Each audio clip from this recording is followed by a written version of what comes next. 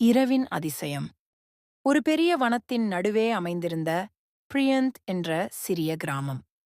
கிராமம் மிக அமைதியாக இருந்தாலும் மக்கள் அனைவரும் ஒரு விஷயத்தை மட்டும் பேசியே வந்தனர்.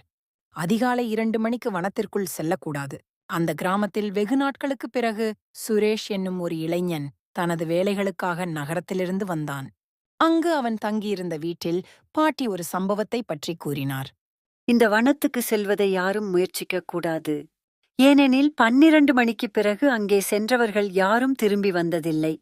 சுரேஷ் இதை பற்றி கேட்கும்போது சத்தமாக சிரித்துவிட்டான். அது யாரோ கடைசி காலத்தில் உருவாக்கிய கற்பனை கதையாக இருக்கும் என்று அவன் கூறி அக்கதையை அசட்டுத்தனமாக மறுத்துவிட்டான்.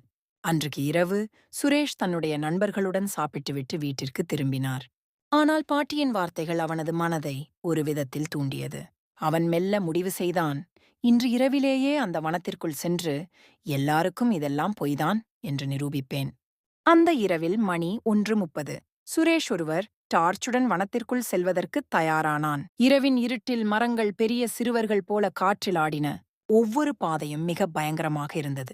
அவன் வனத்தின் மையப் பகுதிக்குச் சென்றவுடன் காற்று மெல்ல அதிகமாக உலர்ந்தது. நேரம் அதிகாலை 2 மணி ஆனது. திடீரென வனத்திலிருந்த மரங்களின் உச்சியில் சீரிய ஒலிகள் கேட்டது. சுரேஷ் அதை வெறும் காற்றின் விளையாட்டாகவே நினைத்தான். ஆனால் ஒலிகள் வெகு நேரமாக திகிலூட்டத் தொடங்கின. அந்த சீரிய ஒலிகள் மெல்ல ஒருவித மனித குரலாக மாறின. உன்னை போன்றவர்கள் இங்கு அடிக்கடி வருகிறார்கள், ஆனால் திரும்புவது யாருக்கும் தெரியாது என்ற குரல். சுரேஷ் திரும்பி பார்க்கும்போது அவன் முன் ஒரு கருப்பு ஆவி தோன்றியது.